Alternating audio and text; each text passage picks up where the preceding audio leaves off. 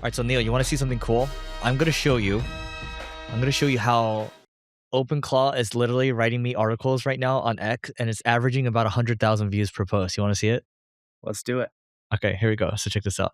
Wait, but before you show me, I bet you none of them are marketing related if they're getting 100,000 views. I hope I'm wrong, though. Uh, well, this one's revenue related. OpenClaw for business setup that scales revenue. 85,000 views. Check this one out over here.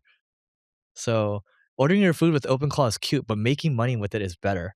Okay. So in this one, I'm going to talk about how my system works under the hood. If you want some OpenClaw business use case example, the original post is here. So it just goes through, and I have these like diagrams because diagrams make it seem like it's well researched and all this stuff, right?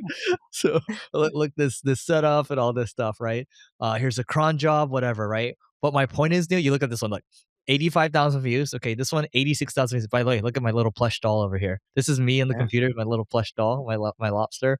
This is you riding a lobster over here. 101,000 views. Look, I made some plush toys. Your daughter would I like give this, an right? OpenClaw agents one shared brain. They stop being stupid. Yeah. And then I run 30 OpenClaw jobs a day. This is what actually makes them profitable because not a lot of people are talking about how they make money right now with this. So this one's 68,000 views. And I threw it up yesterday. You know what's interesting, Neil? I did the original AI version yesterday where I just threw it up with the title it chose and only got 1 like in the first hour. So I just changed the title and I republished it and it took off. So this reminds me, I wasn't using or how about you first finish on how you're using OpenClaw to do this, and then I'll, Yeah. I'll go into my experience. So I'm using OpenClaw to basically there's a content repurposer skill, so it knows how I write. Okay, so I just kind of dictate to it, it pulls from that skill, and literally I just go to my OpenClaw because I work with it all the time, and it knows what my goals are, it knows my working style and all that. I'm like, hey, what's the most interesting thing we worked on in the last 24 hours? It'll give me a bunch of ideas, and I'm like, this one sounds good. Use the content repurposer for X for that. Boom, right, and then that's basically it. Yeah. No, this is really cool stuff. So this reminds me of the early days of ChatGPT. You know, when people were talking about prompts, Uh huh. right? Like, Oh and yeah, yeah, yeah. I used to give them like marketing prompts and what it would do well on content and doing keyword research and for SEO and all that kind of stuff. Got Yeah. tons of views on X. The hard part with content like that at least I've always faced, it's very tough for me to generate revenue from those pieces of content. Yeah. So I tend not to spend too much time on them. Like I'm in Mexico City right now. So Oh, there you are. we had as I mentioned to Eric in the past, we tend to hold our own events. And when I say our own events, it was a restaurant. They had a projector behind me, two on the side depending on where people are sitting. It was upstairs rooftop area with like canopies coming down. So it was nice, so not cold or anything like that. It was in the morning. Everyone had food and we invited a lot of corporations. Okay. Every single corporation there, I think maybe 90% of the corporations there, CMO, VP levels for in marketing. And that was actually almost 100%, but 80 to 90% of the corporations, probably 90 plus percent, were all publicly traded. All right. So when I look at like the questions they ask me, they'll ask me questions like, what's the biggest mistake we're making with AI and not thinking about yet? Or there's all this new technology and security issues, and people are worried about software and employment and all this kind of because some of these people are and teams. How should we structure our teams going forward? Or they'll ask questions, and this is where more of the focus is on. We're all using AI and we have been for years.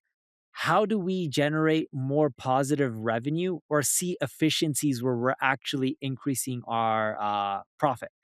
But majority of it is not really profit related.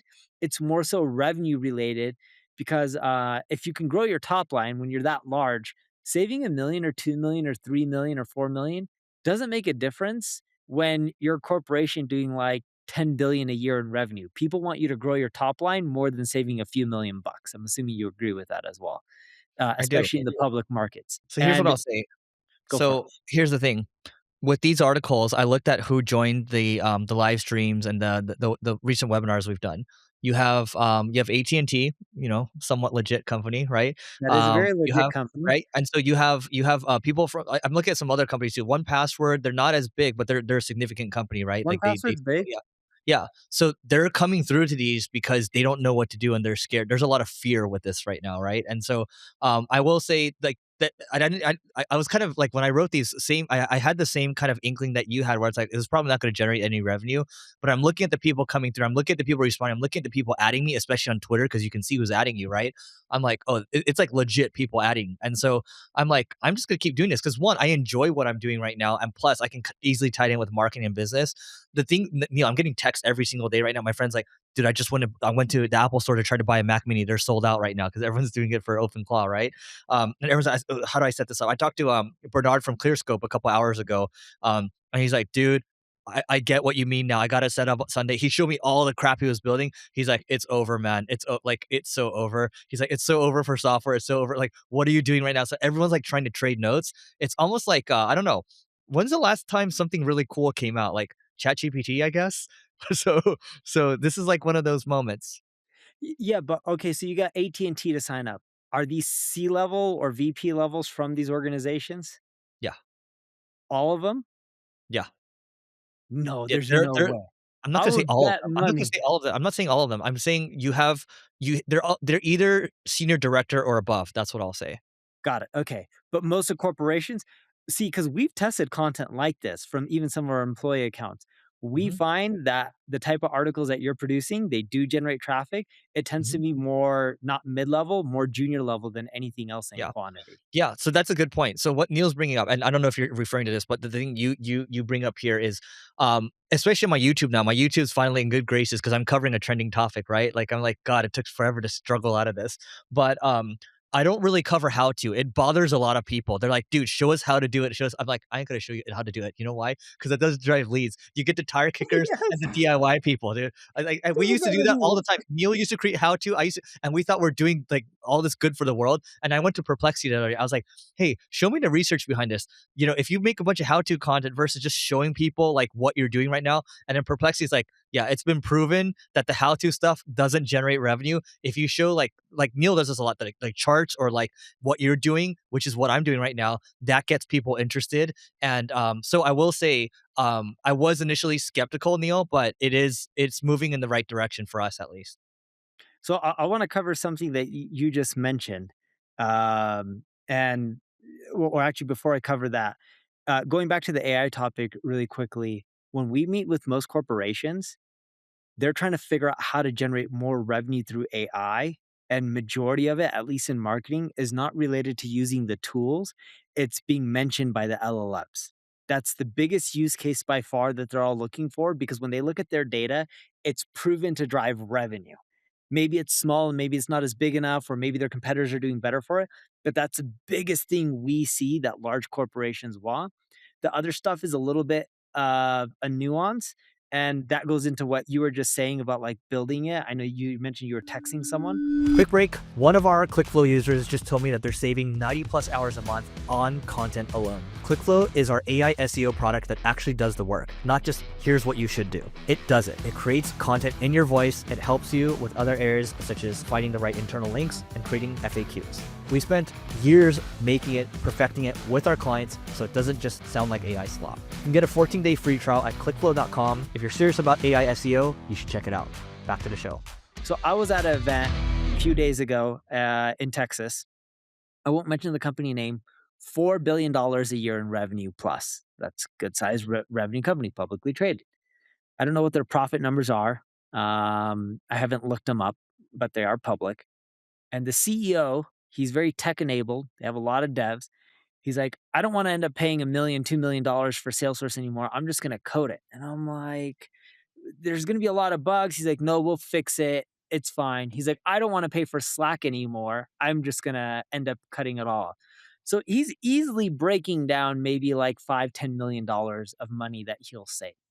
Now, of course, there's going to be some server costs and employment costs. So maybe the 5, 10 million turns to $4 to $8 million in savings, whatever the number is.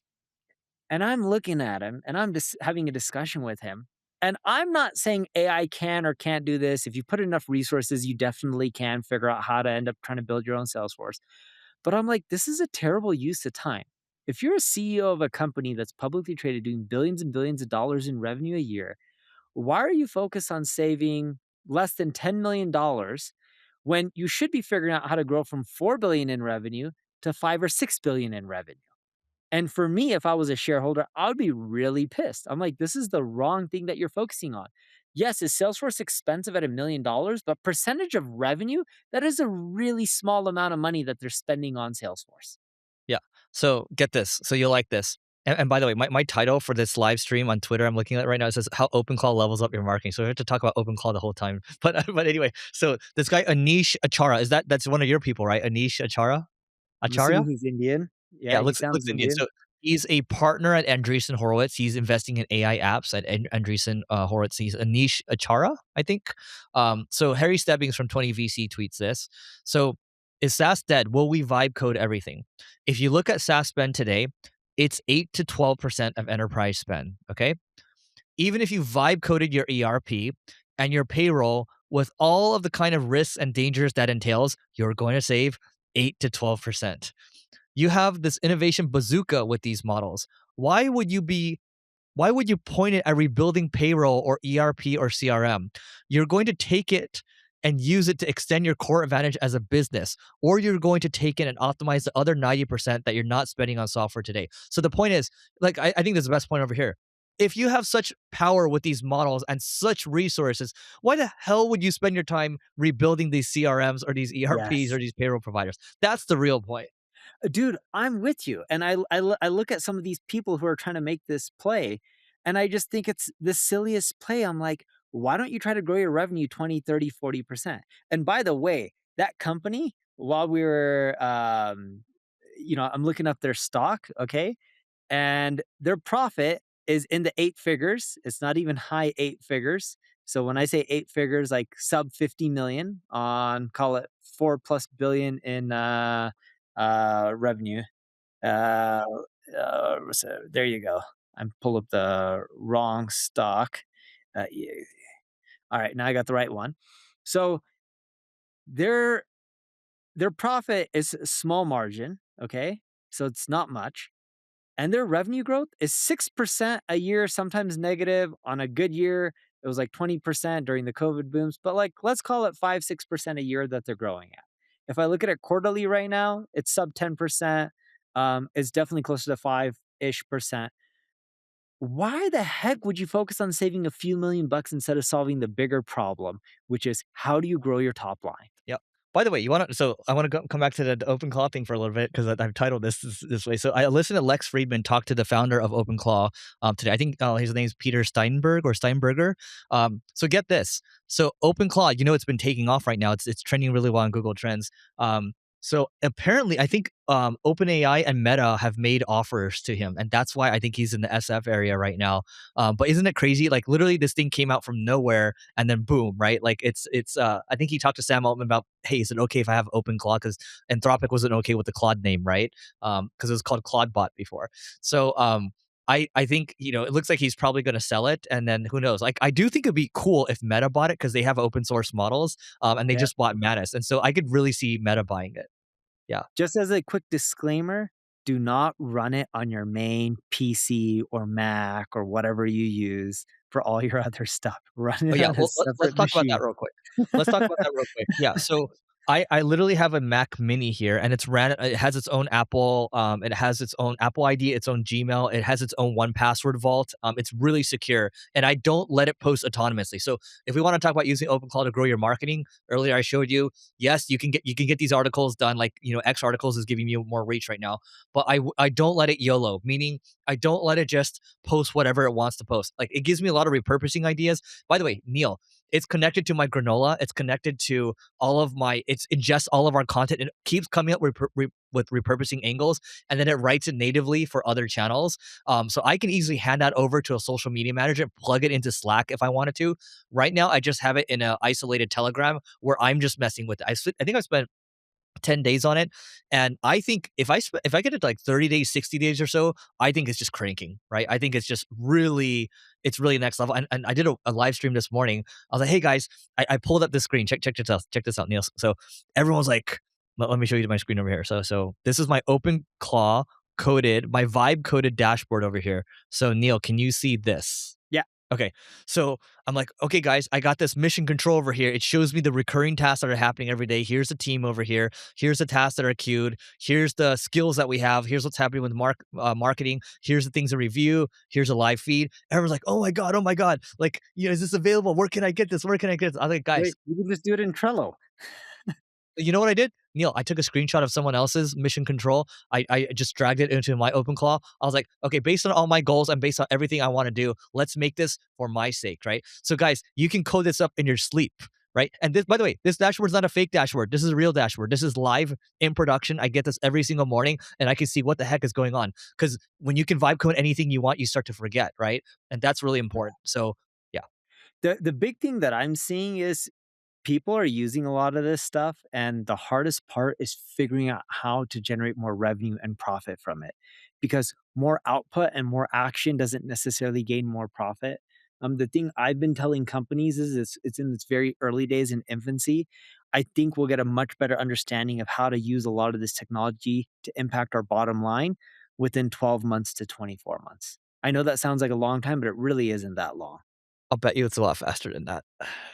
What size company are you talking about? I mean, 'Cause let's. startups, sure, right? But I'm talking about, like, established organizations. It's hard for established What do you mean organizations by doing 9 established organizations? minimum 9 figures in revenue a year. I think okay, so well, there's a wide range, right? 9 figures to like 10 figures, 11 figures, like what like, do we just wanna focus on 9 figures? No, no, 9 figures plus. Like, Okay, established organizations doing at least $100, million dollars in revenue a okay, year, and they're using this specifically for marketing. I'm not talking about other departments, right? But yeah. for marketing, it's not that you can't get more action and output, it's hard to necessarily know which activities is going to directly impact your bottom line. Because a lot of the stuff that it works on, like things like content creation, or if you want to end up vibe coding some stuff, that doesn't necessarily mean you're going to impact or generate more revenue. So this thing's booking meetings for us right now.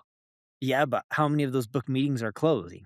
It just started doing it. So here's the thing, right? It's whether it's the idea I got from you for manufacturing deals or reviving Uh-huh. or like looking at stalled deals, it's moving and it's coming up with different angles, right? And these angles are pretty good. So it's actually like we haven't like it's giving like a deal a day right now because I'm still testing a bunch of different things at once. But once I hand it off and the sales team wants to jack it up to a lot more, it'll do that. But it's working in small spurts right now. So my take on this is if we're talking 9-figure companies, I'd say, you know, 6 months out max, right? Because here's the thing, we have one mutual friend, and then I have actually another friend, not they're both at 9 figures, right? One of our mutual friends sent me a text the other day, "I'm cutting 600 people." And then and another friend actually I played tennis with, on Saturday, he's like, "Oh, I cut half my staff," right? And so that's not all related to OpenClaw, I don't wanna make it seem like that, but I just think, like, I looked at the Microsoft AI CEO recently, he's like, "Dude, like, you look at all these white collar jobs," like, I think you saw this too, in the next I think he said, what, 9, 12 months or something like that, or 18 months max, like, all these jobs are done, right?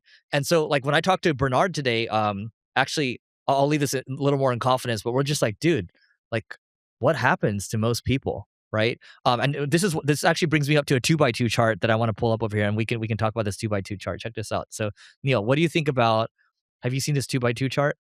Use the AI. Slopping cannons, I have not seen it. Does not use AI, dead weight. Has good judgment. Turbo brains, steady hands. Yeah. So what Neil's calling out, let me just map it out for people that are listening. So this is a 2 by 2 chart. And so you have on the very bottom it says, people who do not have good judgment. And then to the right of that, you have people who have good judgment. Okay. And then right above, you have people who do not use AI versus people that use AI. So let's just put it this way: if you are someone that you do not have good judgment, nor do you not, and you don't know how to use AI, you are what? You are dead weight, guys. You are dead weight. I'm sorry, but if you're listening to this, for sure you're not dead weight because you have good judgment because you listen to this podcast. So if you have if you don't have good judgment and you know how to use AI, guess what? You are a slop cannon, meaning you produce lots and lots of slop because you think just because you know how to use it, you're adding a lot of value, which is, I think, a lot of what Neil kind of alludes to on this podcast is like Yes. people using it to create slop. And that is not helpful That's to the world. that's the majority, by the way. That's more than 95% of what I see is dead weight, just creating Yes. more junk. But Neil, hey, question for you. What percent of people do you think in the world have good judgment typically? less than 5% in the There corporate you doesn't that add up? We talked about this last week when we're like, "Hey, if you're using it, it amplifies your intelligence basically. Like, whatever you tend to do, you just amplified it 10x." So I've been stealing Eric's quote recently at events. AI brings out the best in you and it brings out the worst in you. The lazy people are getting lazier and they're producing more junk, and the good people are accelerating and becoming even higher performers. That we see. But when I look at marketing right now, from an AI perspective, people are only really doing two main things with AI. And you can add if you know any others that are taking up big buckets. One is creating content, and two is doing outbound to just generate more leads. Those are the two main things we see. If I had to add in a third, I would add in more creative for AI. No, I mean, creative for ads, like mass scale producing ads. If I had to add in a fourth, and it's a much smaller percentage doing this, is using it for data and analytics. But the main two are content and outreach. Those are the big two that I'm seeing. I don't know what you're seeing, but those are the main two that I'm seeing. I actually wanna address that. So, let me finish the 2 by 2 here. So the 2 by 2 here, so let's say someone has good judgment, okay, but they do not use AI, they are steady hands, okay? So meaning that they're, kind of more or less stabilizers, but if they have good judgment and they use AI, they are turbo brains. And so I think the reason I'm pulling this up is any of you watching this right now, you should be thinking about looking at this chart all the time. Whoever you're looking at hiring, you should run them through this. Okay. And you're like, oh, well, how do I quickly test if they have good judgment or not? You know what we do? We have this thing now, Neil, called, I think I showed this to you, but it's literally the single grain beat Claude challenge, right? And so it's basically like, hey, AI could do 80% of knowledge work now. We need people who can do the 20% that AI can't. Creative leaps, pattern recognition, judgment under uncertainty. So basically, you can use AI all you want. That's baseline. If you only use AI, like, okay, then you haven't beaten Claude. So we just want to see people like fill these out. And then these challenges over here. Here's like a brief and the situation and all that stuff, and they'll send it over to us, and that's basically it. So your hiring process is going to have to become tougher. That's what I generally think. Now, going back to what Neil said, I think Neil, you're talking about use cases, right? Yeah, because at the end of the day, yes, people can use AI for whatever they want. As a business owner and as a marketer, we really care about revenue growth and profitability. Yeah, so I would say in general, yes. But here's what I'll say, Neil. That's interesting. So, what typically are the main kind of funnels that matter for a business, right? It's how good is your recruiting, how good is your sales, how good is your marketing, and if you have a good product, like you need product fulfillment, product delivery, right? You kind of need those four main things. Am I missing anything? Good finance, but Good yes. finance, yes, good finance. But you kind of need the first four before you need good finance, right? Yeah, because you need money, but yes. So we agree on that. So, I th I do think a lot of stuff is like, okay, create content creation or outreach right now, whether it's for outreach for sales or outreach for recruiting, or like ad creative. Now, where I think this OpenClaw is going, Neil, because Bernard and I were talking today, and he's like, dude, this is the first version of AGI. I was like, you know what? This is like the MS DOS version of AGI, right? It's like the very like the 1970s, 80s where you're just using command line interface.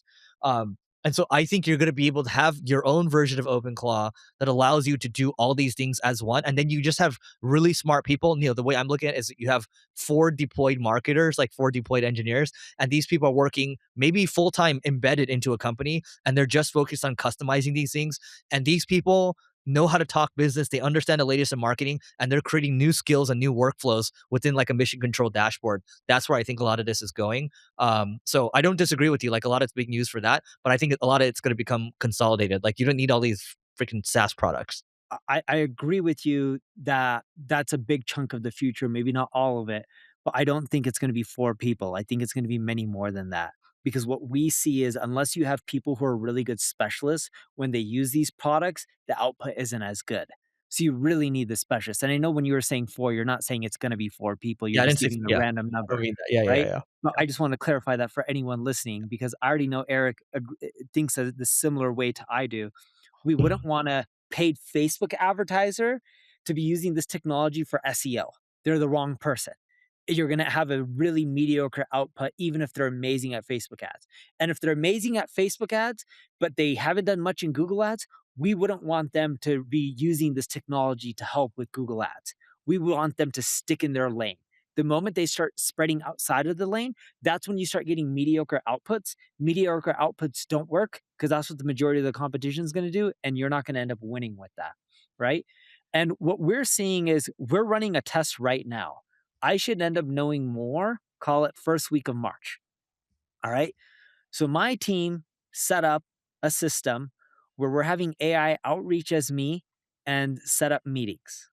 At the same time, I am, which we've talked about, I am setting up my own meetings and we're seeing what's going to end up driving more revenue by sometime in March, right? At least from a pipe perspective, because we know based on how many meetings we get, based on how the first call goes, after the first call, we usually know what's in our pipe that's qualified and what percentage will close.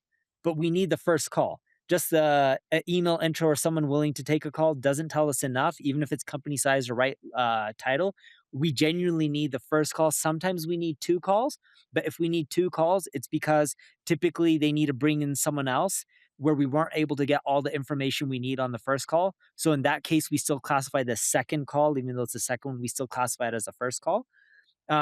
But so far, no joke, it's setting up way more appointments than I am personally, of course, because it's working more hours and it's, a machine. Um, the quality, no matter how much input we give and training we give, the quality is not there yet. And I want to use the word yet because no matter how many qualifications and criteria you give, it's not as simple as inputting 10, 15, 20 years worth of relationships from your head that's not out there in email or that's not out there on your LinkedIn or whatnot, and having the AI learn all of it. Like it does take time. But I do believe if I kept doing it through the AI for call it another year, 2 years, which I know people think is a long time, but in reality, it's not. Like, look how long you and I have been entrepreneurs for. It's like short term pain for long term gain.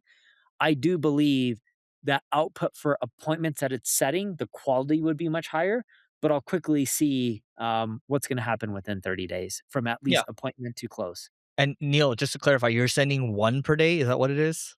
Uh, me personally, I'm doing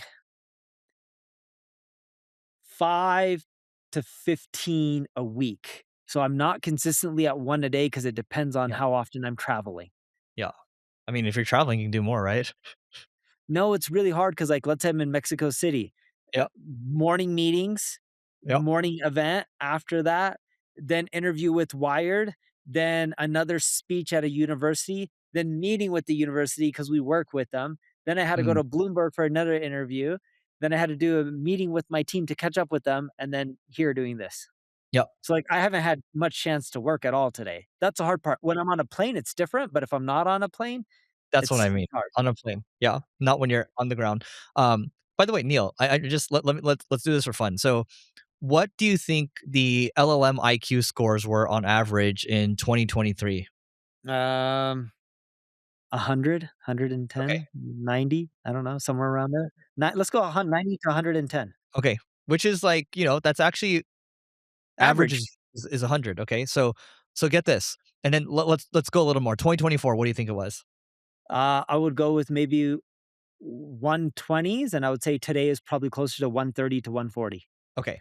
So pretty accurate here. Let me pull this up real quick because yesterday, some of my team was like, "They're just robots. They're just robots." I was like, "Are you kidding me?" Like, so, and I'll explain why I said, "Are you kidding me?" Because it's like, oh, like we think just because we're the creator, we're gonna be smarter than it forever. But check this out over here. No way. It'll be smarter than humans. Yeah, you're saying what? There's no way it won't be smarter than humans, like, Oh yeah, humans will yeah. not be smarter. We're on the same page. I'm like, there's this, it's just gonna crush our intelligence, right? And so, Mhm. wait, look at this, 70. Okay, then it jumped up to 70 was initially 2023, and then GPT-4 was right in the middle of 2023, 2024. It jumped up to like 90, and then you go a little more to like early 2024, 100, and then last year 2025 it jumped up to about 115 or so, and then now we're talking 2026. It's basically genius level. Okay, 130. Now, Oh, close. yeah, you're very 130 to close, 140. right? But check this out. So it's like, oh, it's doing this like linear projection over here. So it goes to like 200 plus. And I'm like, no, no, no, no, no, no, no. You can't do a linear projection on something that's exponential. So I'm like, give me an exponential scaling chart. And it goes all the way to like 1,000. So here's a hard part. For these models to get much, much better and smarter, it's so much more work than it was at the early days. I don't think it's exponential for them growing to like that kind of IQ. I actually think you start seeing diminishing returns after a while. I don't know enough. Neither Neil or I are AI scientists. I just heard on a podcast that one of the scientists was like, "Oh yeah, it's going like I don't know if it's going to go to 1,000, but he's like, it should in a couple years it should be at like 300 or 350 or something like that." That I can believe. I don't even know how to fathom 1,000 because yeah. So And I want everyone to keep this in mind. Having a really high IQ, whether it's a human or AI, doesn't mean that they're going to produce amazing results for you. And Eric and I can attest to this, or at least I can attest. I don't know what your hiring has been like over the years, but I've tended to have the worst luck with people who graduated from Stanford or Harvard or Ivy League schools. When you look at their IQ tests, they tend to be really high, just generally speaking. Would you agree with this, Eric? He's nodding his head yes. yeah, yeah, yeah. Yeah, so or shaking his head yes, whatever it is. Um, what I found is my hires from like Arizona State University tend to outperform the people. Eric's giving me the thumbs up. They tend to outperform the people in most cases who graduated from Stanford. Yeah. Keep Yeah. in mind, I'm not in a field like Elon Musk where I need all these computer scientists. So it could vary field by field. But when you look at general IQ tests test you on a wide variety of things. My kids have taken IQ tests. A IQ test doesn't necessarily mean you're really amazing at one specific industry or field. And yes, AI can learn a lot, but here's a problem. And I'm a big uh, believer of Ben Affleck with this. So Ben Affleck and Matt Damon were on a podcast. I don't know if you saw it. Yeah, yeah, with Rogan, right? I think it was Rogan, and they were talking about the averages. I only saw clips of it. And they were just like, we don't think AI is going to be amazing at writing a script.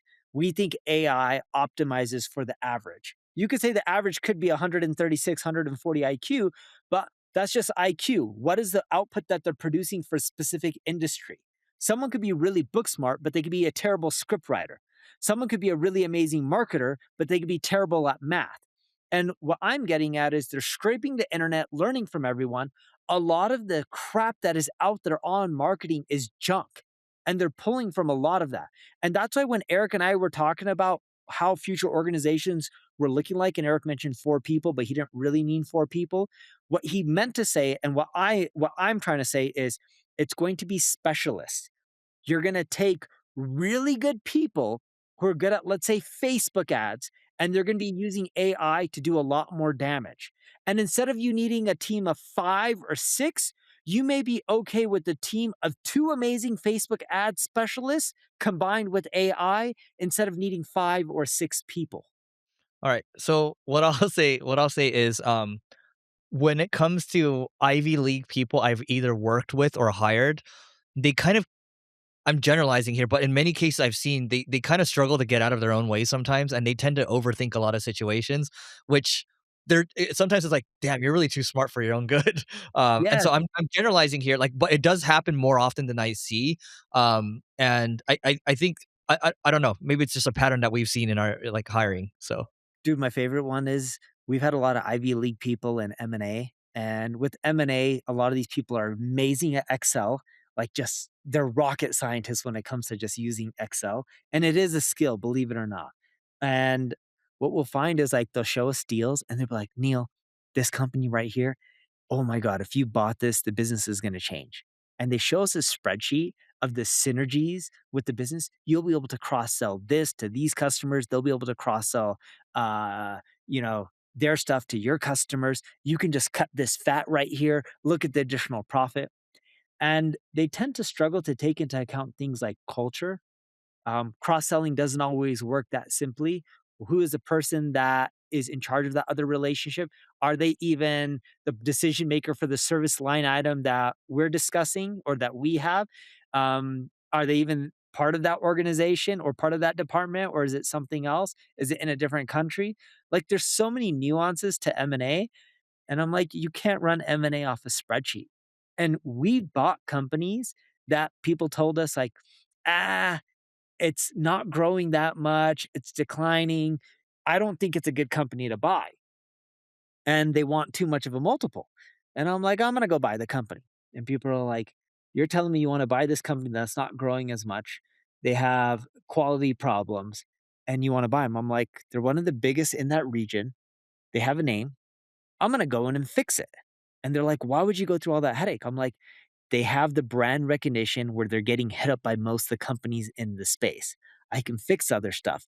You're telling me to go buy another company that's growing fast, that doesn't have the brand recognition, that doesn't have the right customer profile, but from financial, you think it's better. And I'm like, I'm telling you, to go get the right companies to hit you up because of your name brand is much harder to do, in my opinion, than it is to fix operations for someone like me.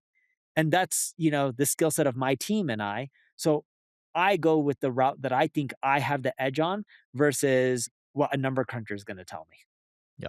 I wanna come to this over here. So this guy posted, Davey Fogarty, Fogarty? So I have a friend who runs a very successful company. I'm curious to get your reaction to this, Neil. So I have a friend who runs a very successful company, and he said, "Davey, I don't care about hiring for talent anymore. I'm just hiring AI people." He thinks that with AI, talent isn't the true moat anymore. I'm not sure I totally agree, but he could be right. By the end of 2027, a $20 million e-com brand built from scratch could realistically have 0 employees. Look at OpenClaw, literal proof of concept. Nobody's going to be manually structured campaigns because it's going to be an interface where you approve creative angles, formats, and the AI executes. For customer service, you'll spend 30 minutes approving high-risk tickets, the AI flagged, and that's it. Influencer outreach will be an agent that contacts 20 creators, sends proposals, and handles responses. You will just approve. A $100 million company might just need one CMO, COO, and CTO who can handle what used to take an entire team. This sounds like doom, but there's actually opportunity here. So he said, look, talent is still the moat because it's a talent that's going to create the edge with these tools. There will be no new roles we can't even predict. You just need to build from the foundation up and be prepared for whatever comes your way. So what do you think about this angle, this whole, I don't care about hiring for talent anymore. I'm just hiring AI people. I think that's really wrong. I think what you wanna do is hire amazing talent and give them the AI capabilities. I think if you do that, you're gonna have a much better output than if you just hire for AI. Because if you just hire for AI and they lack the other skills that are needed to be successful in that role, you're screwed, and I think it's easier to teach the AI part than it is to teach all the other stuff. So my opinion on this is I think talent is going to be the moat for the next couple years, at least. I think if you true talent is good at the AI stuff. That's my personal opinion. If you're really that damn good, you're pretty on top of this stuff for the most part, I think. And you will know how to commandeer and you also know how to bring other people with you. So I think you're very much going to need people. Now, the discussion around our company's going to be a lot smaller. Am I'm a little more like, yeah, I think companies are gonna be a lot smaller.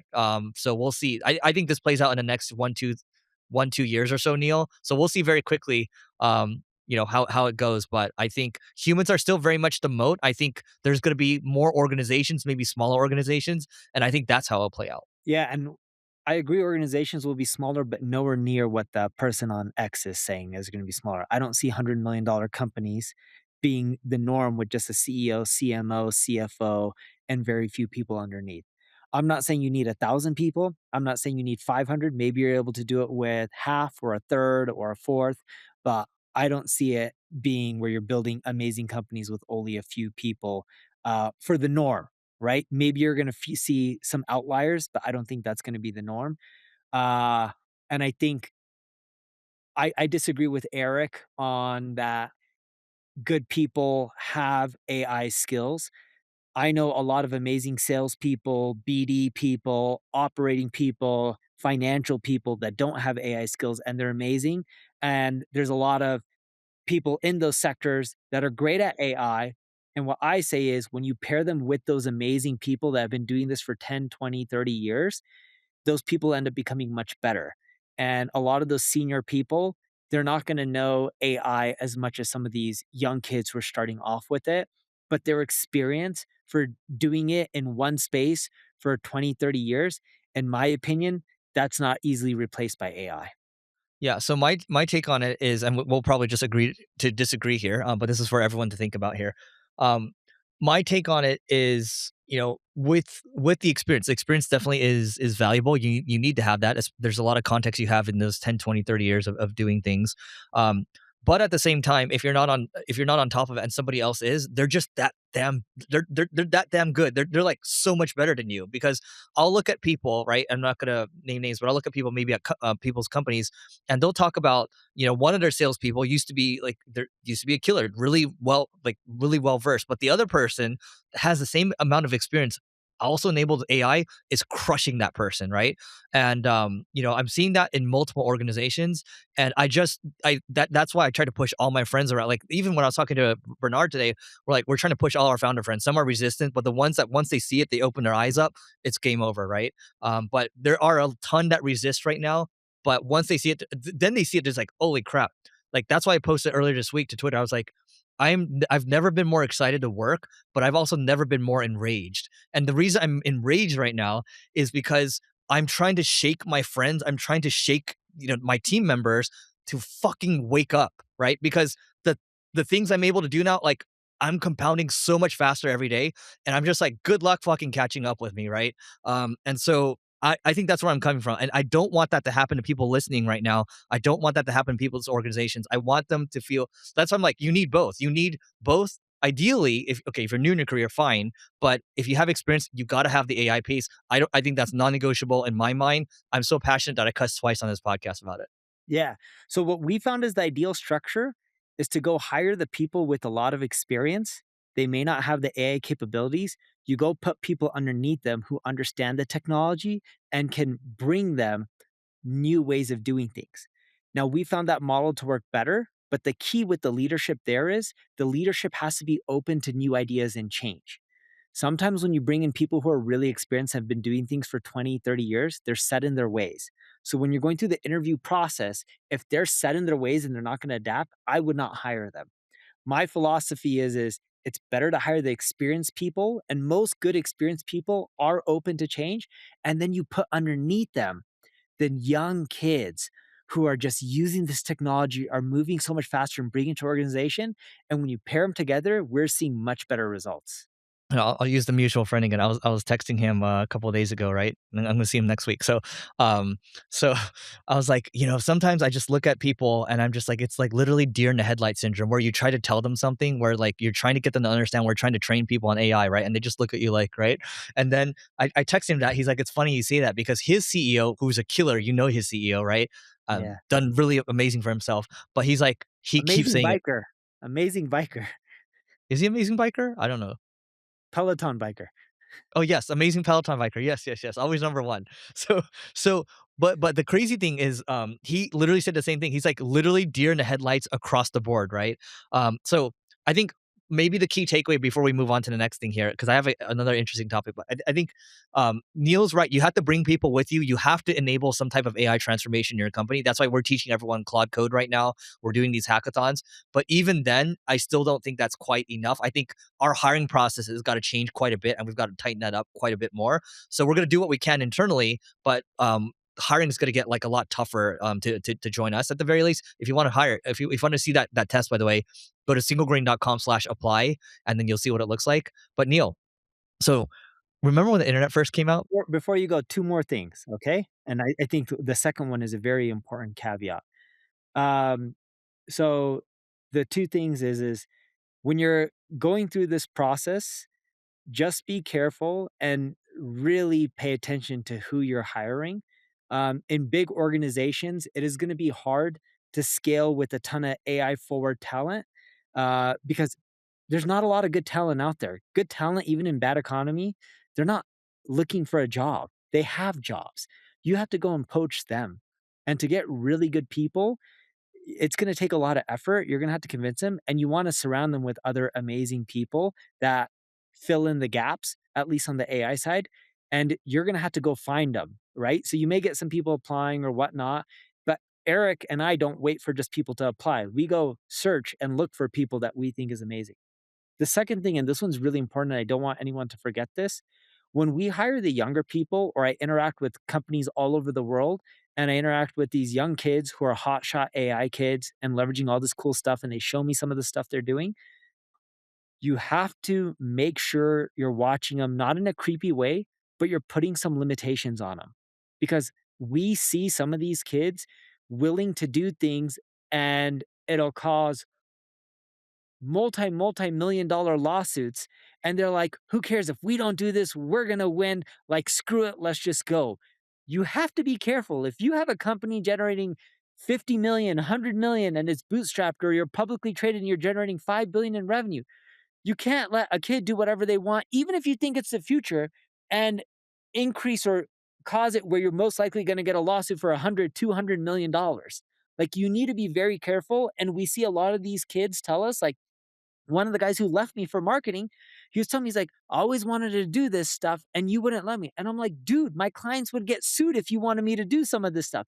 And he's like, yeah, but because you're not doing it, your clients are going to fail. And I'm like, straight up, this is going to create some legal issues in certain European countries.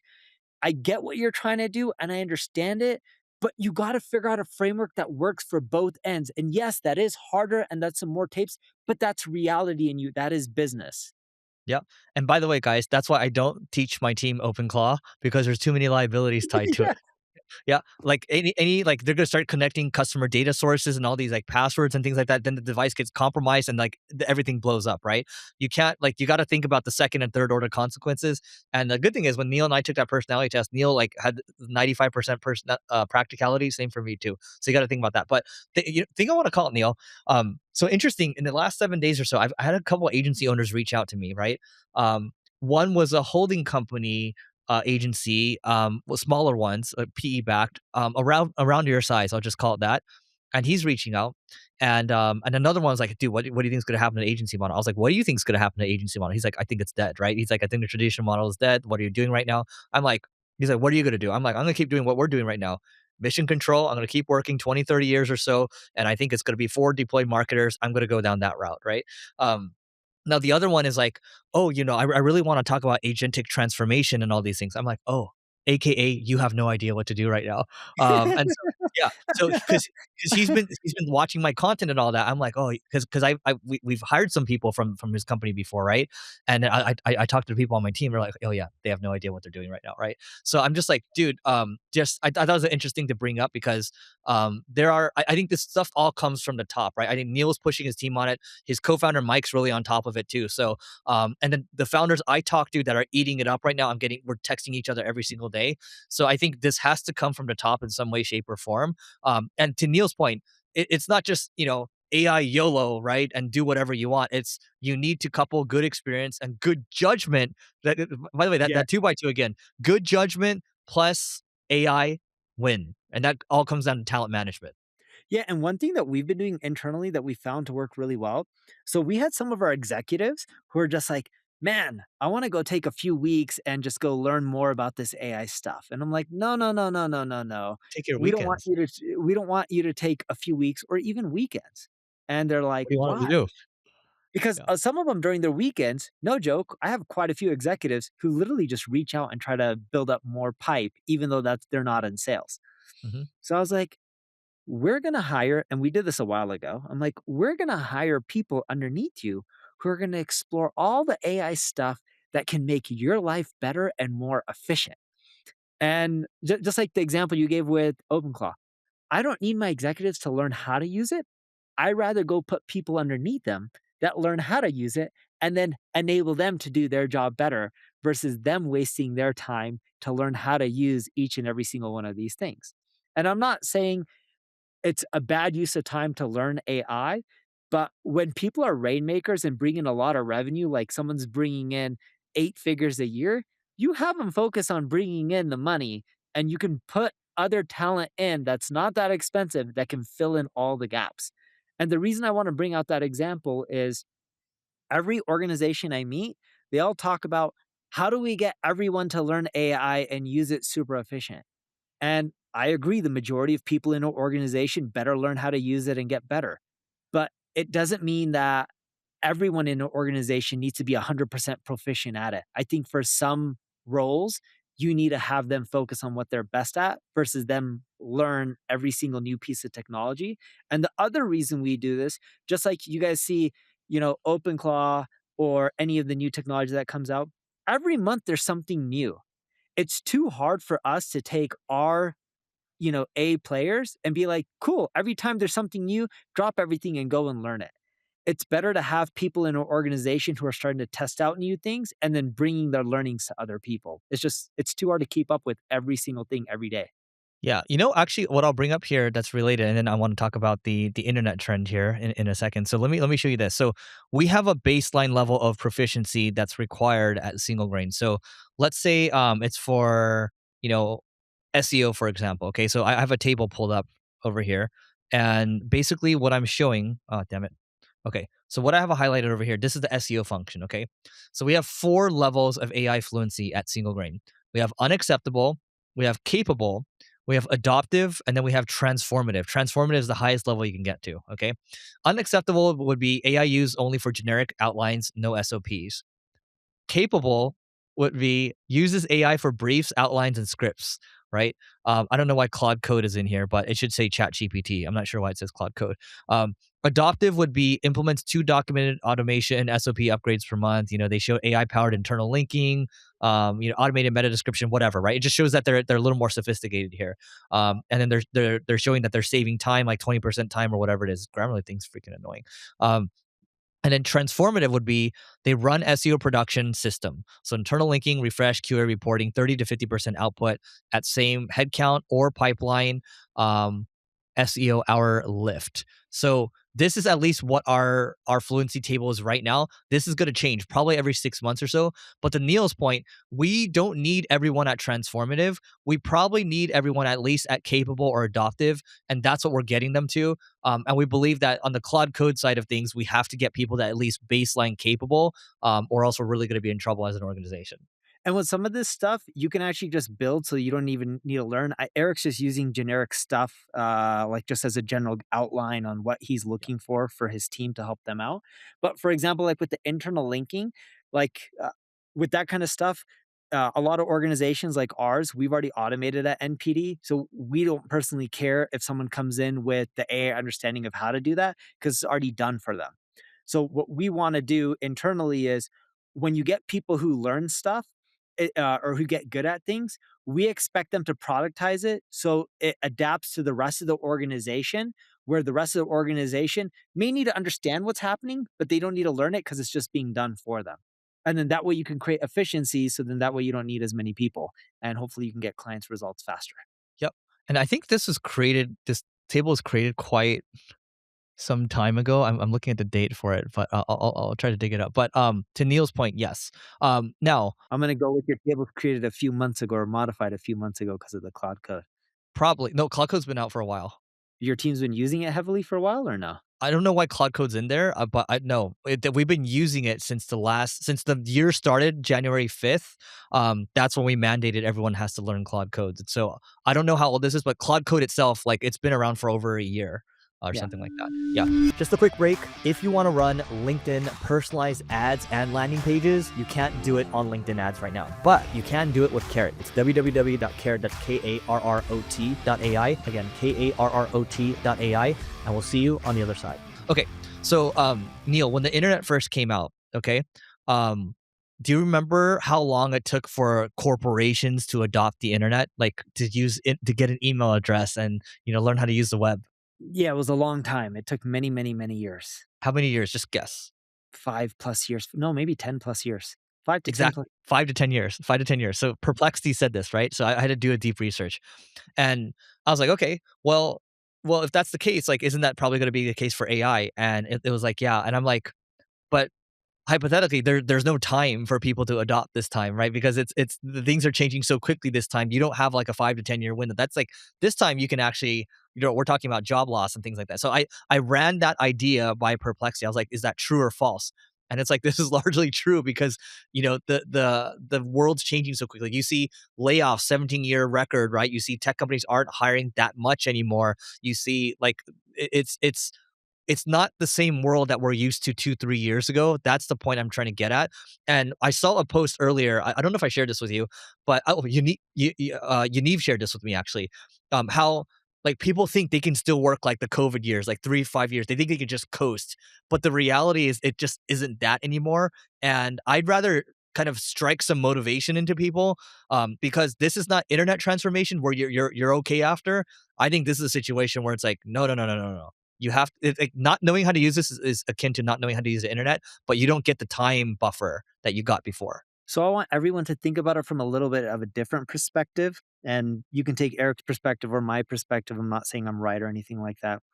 The reason the internet took a long time to adapt, technology wasn't in our fingertips. It wasn't in our hand. Back We then, had a lot shitty of connections too. organizations, not just shitty connections, people were dialing up like Eric and I, our first internet connection was you plug it into a phone line, and if someone called, it disconnected your internet. Yeah, Like, "Stop using the phone," right? yeah. And it was really slow. On top of that, not everyone had computers. There weren't these cell phone devices like you see right now. There weren't even really cell phones back then. Now we're in a place where people already have the technology, and AI, or let me rephrase, not the technology, people already have the hardware. AI, the software layer, is plugging into the hardware that you're already using on a daily basis, and you don't need new hardware. So you're seeing adoption much quicker. Just like when Facebook first came out, it took them a long time to get to a billion users. When threads came out, they were able to get to users much faster, same with ChatGPT or same with Slack, because people already have the hardware in their hands and they can adapt this technology much faster. So it's just like if you look back in the day from all the technology changes and the eras, I don't know who broke this down, but it was some billionaire, like from the printing press and the manufacturing, space and agriculture. They're breaking down like all the major changes in life. They used to, those windows were very long. And if you look at the internet and what happened, it wasn't as long. And if you look at what AI is doing, it's going to make it even shorter. Is because we already have a lot of the foundation, so it makes it easier and quicker for people to adapt. So if you think you have a long time to adapt, which is what Eric's getting at, you're very wrong. And the reason being is people are already adapting because it's not hard for them to. Dude, I just ran this through Perplexity again on top of the chart. And so here's what it says. Guys, we're not by the way, when we say this, guys, we're not trying to be doomers. In fact, this podcast is meant to be inspirational. But sometimes when you try to inspire and it just doesn't work, sometimes a nice beat down works too. So that's where I'm coming from at least. Neil's not much not really giving a beat down. But No, I think that's more Eric than me. I'm more yeah, positive it's than he is. definitely coming more from my side. So, where parabolic loss is most likely. So, job loss can still look parabolic. Highly automatable, routine cognitive work, AI first companies. And so at the edge of your org chart, some roles can go from safe to mostly automated over 12 to 14 months, which feels parabolic if you're in that band. Even if macro employment is high. So I do agree. Like, I do think there's going to be net new jobs. I think everyone's going to be okay. But I think there's going to be a period of time for a couple years where there's going to be job displacement, and that's where people are going to be might like rise up and be unhappy or whatever. Please don't do that. And then the other piece it says here why there is some time to adapt. Okay, three structural frictions show slow a true systemic cliff: enterprise inertia and integration costs. So this is actually saying that you have time to adapt, right? So enterprises, Neil refers to enterprises quite a bit.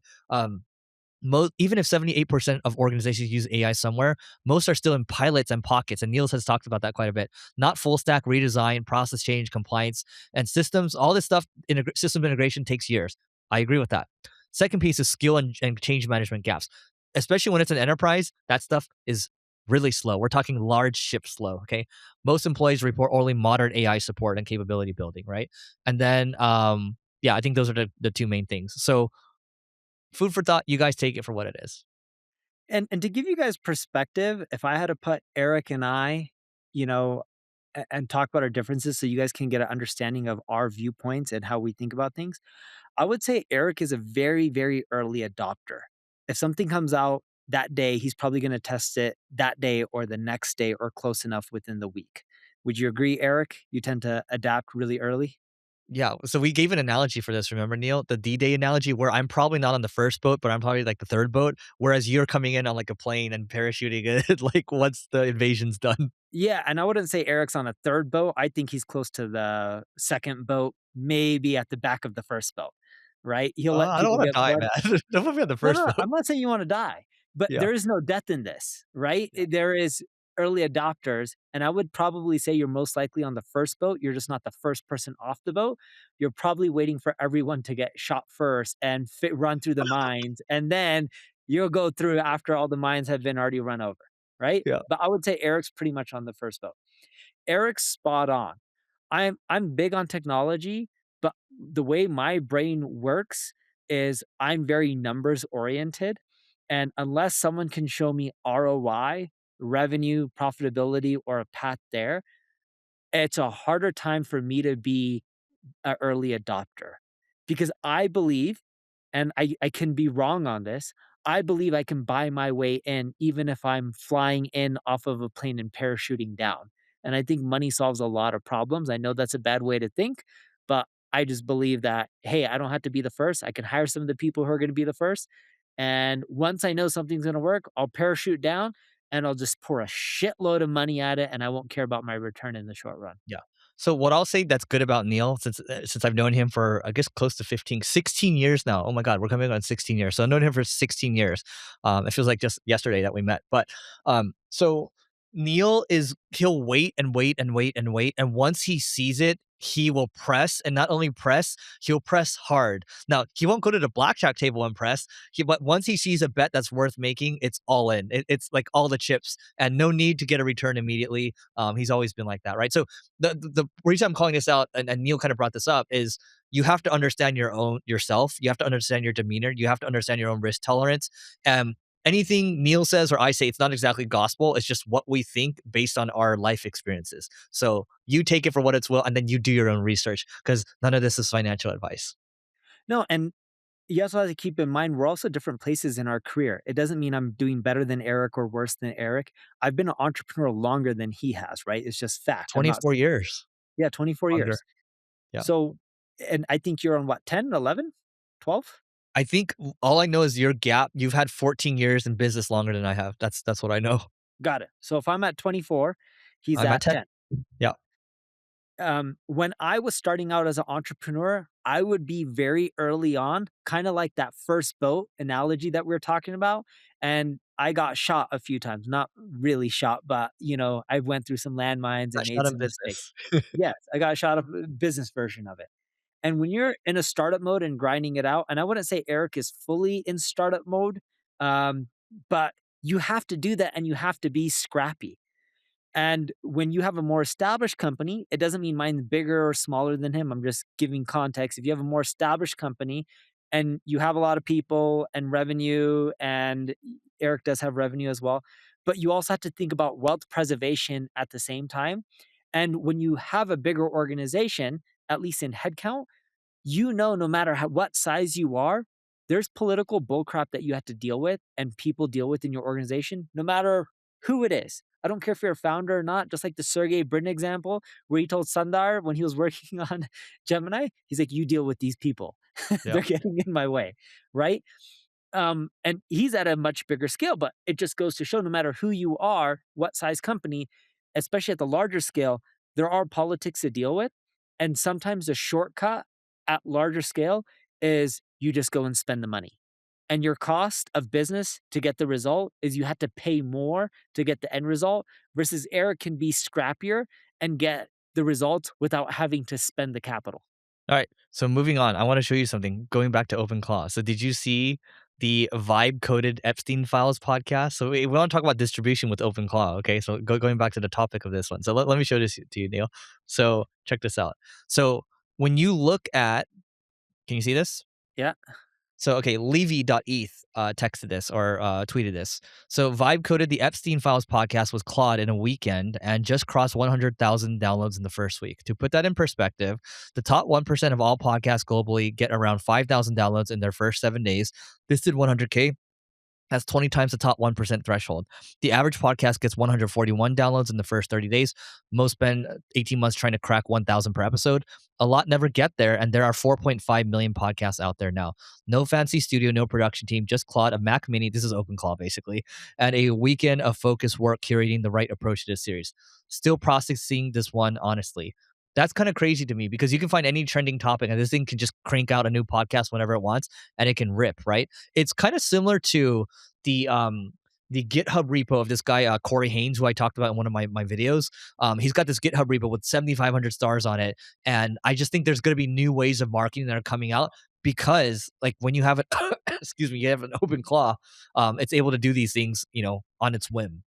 Look, I know some people think this is cool. I look at this as whatever. It's a trending topic, Epstein, that everyone's talking about.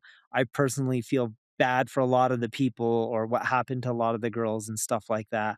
And I don't care to read, just me personally, about these dudes who went to the island and did inappropriate stuff or listen to it because it's just like it's just sad to hear what happened and or imagine what's happening. And I look at using technology for things like this to go off of trending topics. Eric's seen this playbook before. Remember all those sites like the BuzzFeeds of the world that were just hijacking Google Trends and getting tons of traffic? My big thing on this, I've seen this playbook before. It's really hard to monetize. Yeah, people can say this is really cool, but it's going to be really hard to make money from it. Yeah. So the way I see this, I think it just depends on the business model that you have. If it's a media business model, then by all means you go for it. So I don't think this really applies to Neil's business or my business necessarily. Or the majority of businesses. Well, it depends on your business, right? I think if you are a media company, this applies to you.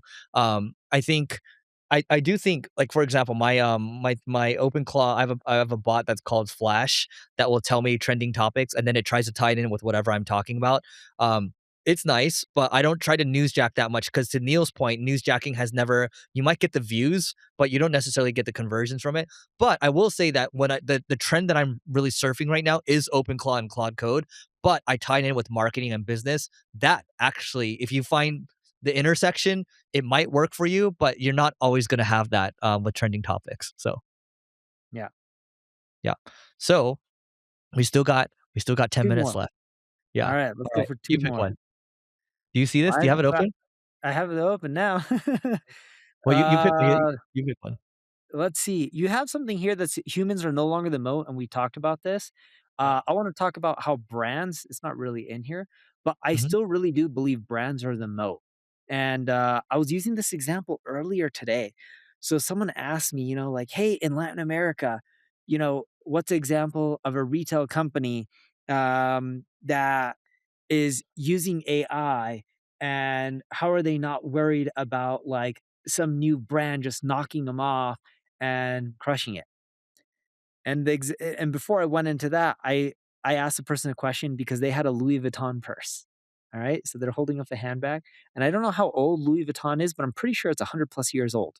I could be wrong, but I think it's 100 years old. Do you know, Eric? I'm looking it up right now. 172 years. Yeah. So it's a it's an amazing brand. They have a really strong brand loyalty.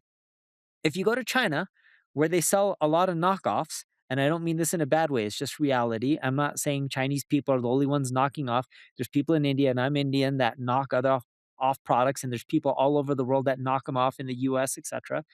But majority of the people don't want a knockoff. They actually want the real thing. Why? Because they love the brand so much, and it's a goal, and it's prestigious, and they really want it. And I think one thing that's hard to replace in today's world is a moat. Eric hasn't adapted yet. One day he will once I figure out his shoe size in this brand. Like a lot of business people all around the world now, I always see him wearing Xenia second skin shoes. I have You four of them, you same started color. doing that. I've been doing it for 2 years now. Yeah. Okay. I have four pairs of the same exact color. They're more But you comfortable usually than wear the common projects. no, I don't wear common products as often. I wear common products maybe a tenth of the time. Yeah. Anyway, continue. Go ahead. But they're they're one of the most comfortable business dress sneakers or whatever you want to end up calling them ever made. They're more comfortable than Nikes for almost anyone who asks, who has because most guys have Nikes in it. When I go to Miami next week, I'll buy a pair.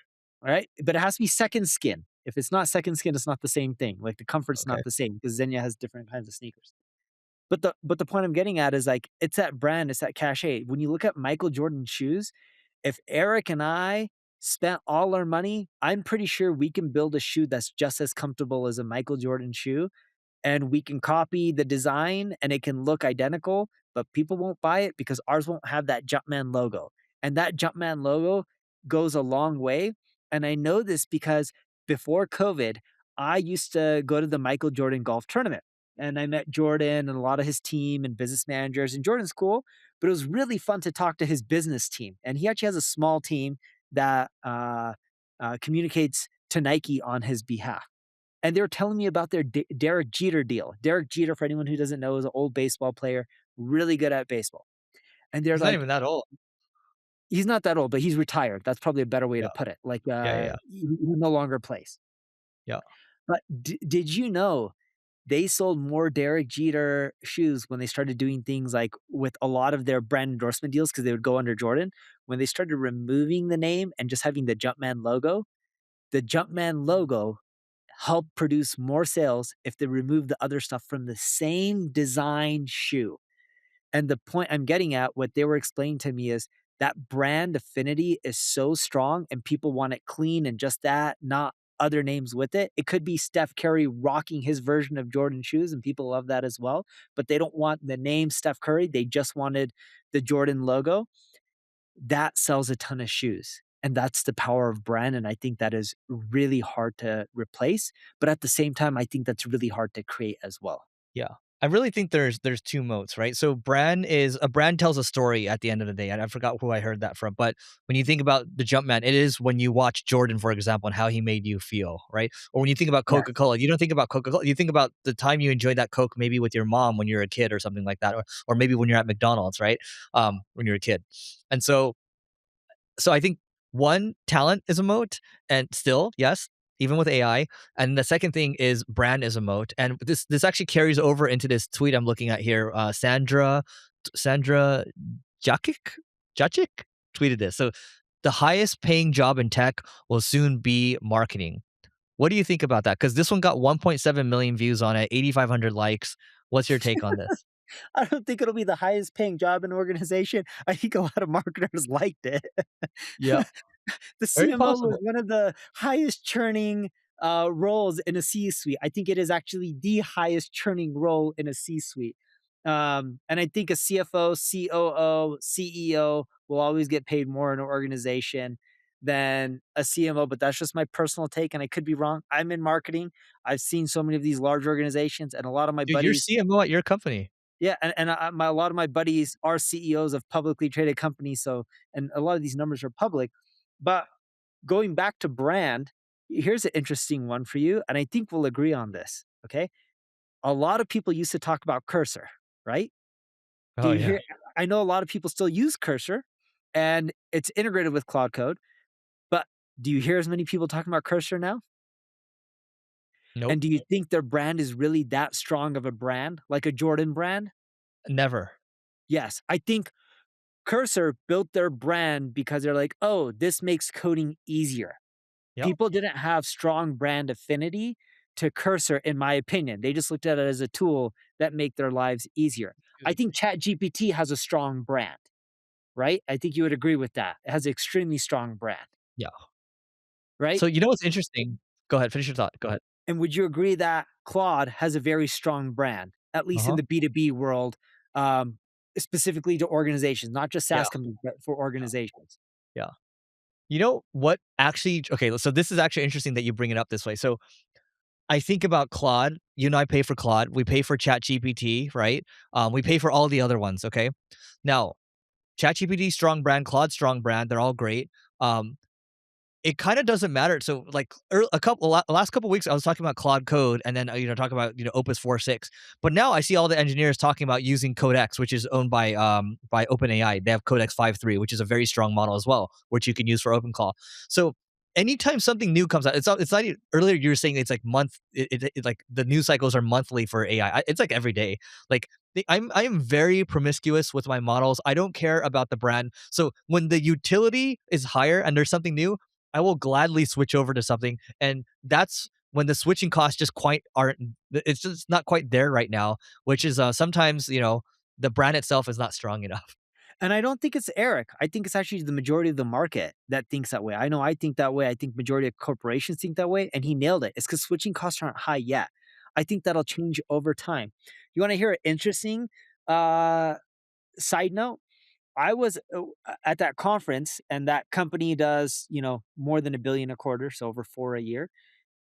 They were paying for ChatGPT. They wanted a change on ChatGPT, okay? And ChatGPT was just like, "Yeah, we don't do custom stuff for companies unless they're spending $10 million minimum with us a year." And Google was pitching them like, "You guys are already on the Google suite. You guys should just switch to Gemini." They're like, "What's it cost?" Like, "Nothing. It's included. It's free." Google can, of course, do that because they make 116 billion a year in profit, so they don't really Yep. have to make the money like ChatGPT. And they're like, "Yeah, but we were wanting this custom stuff, and we're trying to get ChatGPT to do it." Google's like, "Yeah, we'll do it for you." And they're like, "What's it cost?" They're like, "Nothing. We'll just do it for you." And they're like, Wow. "All right." And That's a good they offer. that's a great offer.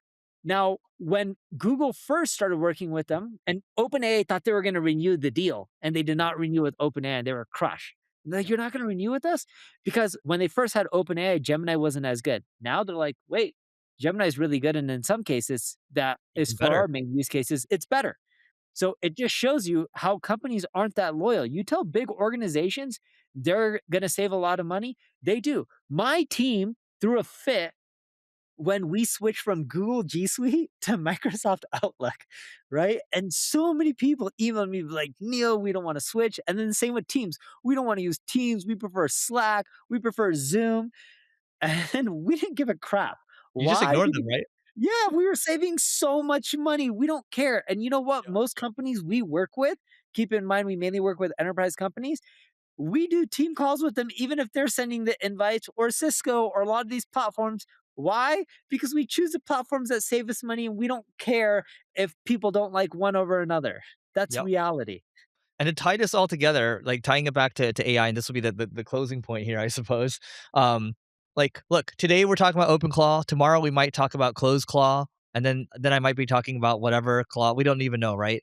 And so this stuff shifts quickly. You can take, it's up to you on how fast you want to go, but hopefully you guys learned a thing or two. Anything else you want to say before we hop off? No, that's it. Thanks for paying attention today. All right, see you guys. Goodbye.